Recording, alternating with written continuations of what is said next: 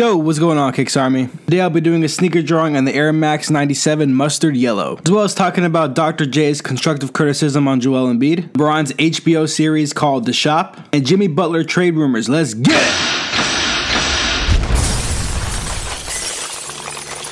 As always, if you enjoy these sneaker drawing videos and basketball discussions, make sure you hit the like button. If you're new to the channel, make sure you hit that subscribe button and bounce past that bell to get post notifications. Importantly, if you're the kind of person that likes stencils or sneakers or just awesome things in general, you gotta make sure you hit up KicksArt.com. KicksArt.com is your #1 source for free sneaker stencils. You don't have to pay for anything, everything is on there. It's a great resource to use, and if there's stencils that you want to see added to this website that are not already on the website, you can go ahead and you can contact me through the contact tab at the top of the page. And it's true that there are times where I do get a little bit backed up with stencil requests, but that's honestly a good problem to have. If you follow me on Instagram, a link will be somewhere on the screen by the way, you'll see that I've been posting at least 2 different stencils every single day. And pretty much all those stencils that I post are stencil requests that I got from other people. The only time it wouldn't be a stencil request is if I needed to do a stencil for a sneaker that I really wanted to draw for that particular day's video that I didn't already have on the website. Now that doesn't happen too often though, because there's a lot of different stencils on the website. Guys, there's over 160 different free sneaker stencils, and cross your fingers if everything goes well, at the end of this year,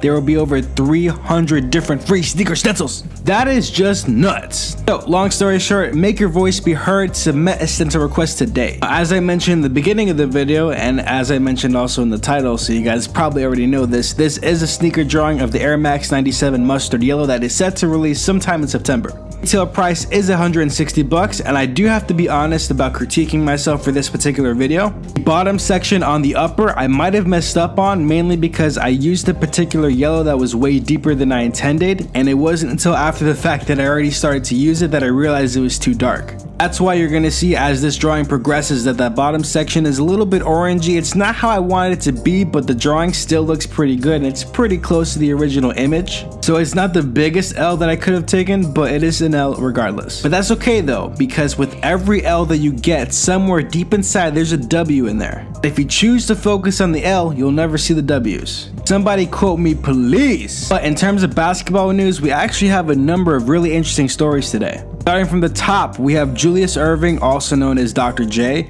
having constructive criticism of Joel Embiid. He said, quote, "He needs to be more of a leader." Now there's a number of things that I really want to spend some time kind of unpacking in this statement. For one, Dr. J wouldn't waste his time saying this about somebody who's like the 8th person coming off the bench on a team, right? He's only saying this about Joel Embiid because he clearly sees all the potential that Joel Embiid has and he wants him to be a better basketball player.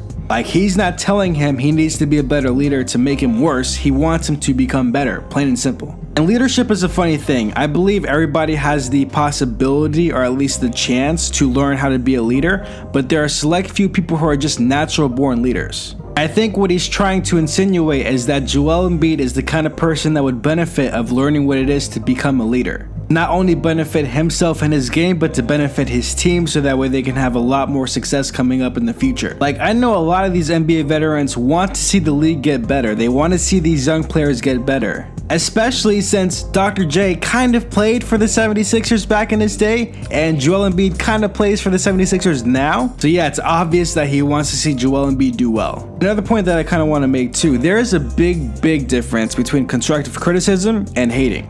Perfect example, if he were to say Joel Embiid is not a leader, that's kind of hating. Like, that could be telling the truth, but that doesn't add anything to the conversation. It just takes away from Joel Embiid. That's not what he said. He said he needs to be more of a leader, implying that that quality, that leadership ability, will benefit him in the long run. As much as we love Joel Embiid's energetic personality, all of his little antics or whatever, I think he's trying to get through to him. He's like, look, when it's time to play, you got to make sure that your squad is locked in, that everybody knows what they're going out there to do, and especially when the playoffs roll around, nobody can mess with you. You got to make sure you're on point and that everybody else who steps on the court on your team is also on point as well, because that's what leaders do.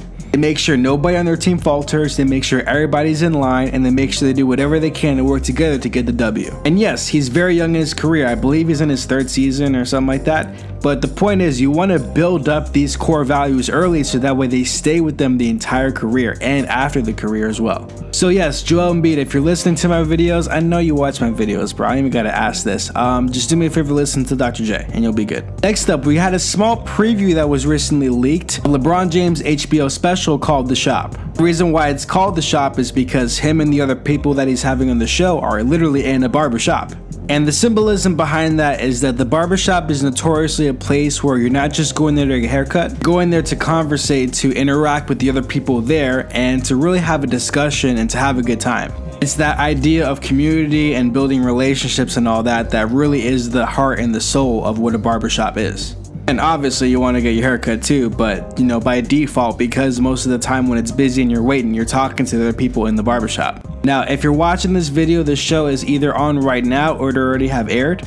And I don't have HBO, and I don't believe I have it online either, so I'm probably not going to be able to watch it unless somebody illegally uploads it to YouTube. But just to give you an idea of the people who are on the show that are talking with LeBron James in the barbershop, we got, of course, LeBron James, Maverick Carter, who is one of his best friends / business partners, Jon Stewart, Snoop Dogg, Candace Parker, Draymond Green, that's very interesting, and Odell Beckham Jr. The people on the show are notable for a myriad of reasons, so it's very interesting to see all these different personalities come together. Obviously, they're gonna have some lighthearted conversations, but I know for a fact they're gonna talk about some deeper stuff as well. LeBron James is not one to shy away from the political climate. He's one that's always trying to speak his voice and how he feels about certain topics.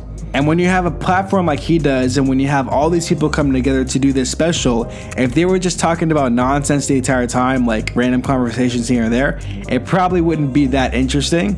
It's when they dwell into these different conversations of social injustices, racism, sexism, all that good stuff, that is really where the heart and the soul of this show lies. Because all these people are in a foundational cultural setting, the barbershop, talking about everything that relies around the culture and our climate today. Interesting stuff. If I can watch it illegally, you know I will. Hey man, I don't have HBO, but when season 8 of Game of Thrones comes out, I'm gonna get HBO at least for that month or two. Comment down below who you think is gonna sit on the Iron Throne, by the way. I want to discuss this with you guys. Finally, we got some Jimmy Butler trade rumors. Adrian Wojnarowski has said that the Timberwolves may trade Jimmy Butler before the trade deadline if he doesn't commit long-term to the team. Now, if I'm being completely honest, this isn't really that shocking of a statement. Like, that kind of makes sense, especially on the Timberwolves side. Like, why would you want to keep somebody who's a good player that can get you something good in return that is not willing to outright say that they're willing to commit to your team? Because in the event that you don't trade them and they decide to leave, you will get nothing back because they decided to leave. That's exactly what happened with Kevin Durant. Obviously, Oklahoma City was not going to trade Kevin Durant for anything, but in the fact that free agency does happen, players do have an option to leave and go somewhere else. And when that happens, all you can do as a team is hope they stay with you, otherwise you're pretty much out of luck. It's a coin toss. That's why the alternative is if you think a player is not going to stay with you, your alternative is to trade them before the trade deadline. However, then it becomes tricky because you don't want to trade them to a team that player could potentially leave anyway, because then it's going to be hard to get something good enough in return for that player that you traded. Which is exactly what happened with the Kawhi Leonard trade. Like, the Spurs were super lucky to get DeMar DeRozan in return for that. Most teams didn't want to have to deal with the stress of Kawhi potentially leaving to go back to some other team in Los Angeles or whatever. That's why it was such a risky move by Toronto to go ahead and do that deal. But especially in this day and age with the way the NBA is kind of set up, you got to take these risks, man. And you know, it may not work for you always, but you know it's definitely not going to work if you don't have a big enough case to make your star player stay with you in the long run. Like, if that player chooses to leave for one reason or another, you kind of have to look inward and see, okay, what are we doing wrong? What can we improve on? Where do we have to focus our energy? All that stuff matters, because when a player leaves, it's not because they just wanted to leave and, you know, they just wanted to do it willy-nilly. No, they had a reason for it. If they wanted to go out and try another team because they felt like the other team was better, you have to find out why. Is it because they wanted to team up with other players to form a super team? Do they like that town better? Because I'll tell you what, a player that's going to leave your team is going to leave for a better scenario. So you got to make sure as a franchise that you set up your franchise to be the best scenario possible for every player that comes through your doors. So yeah, it's a hard life being somebody in the upper management of an NBA team, but these guys are getting paid millions, so I don't care. Man, that's their job, not mine. But that's going to do it for today's video. If you guys enjoyed the video, leave a like. If you're new to the channel, hit that subscribe button and bounce past the bell to get post notifications. Don't forget to check out KicksArt.com for all your sticker stencil needs. Make sure you check out the other videos on the channel. I'm uploading daily. I'm almost at a complete month, back to back, which is honestly a good feeling. Like, I really felt like this month was just super productive, not just the fact that I've been uploading videos every single day, but in all other facets of my life. It makes me more productive knowing that I'm accomplishing this goal every single day. And for those of you who have been on this streak watching all the videos, I appreciate you guys. You guys already know you're part of the Kicks Army. Y'all are generals out here. That being said, new videos dropping tomorrow. You guys already know. I will see you guys tomorrow. Peace.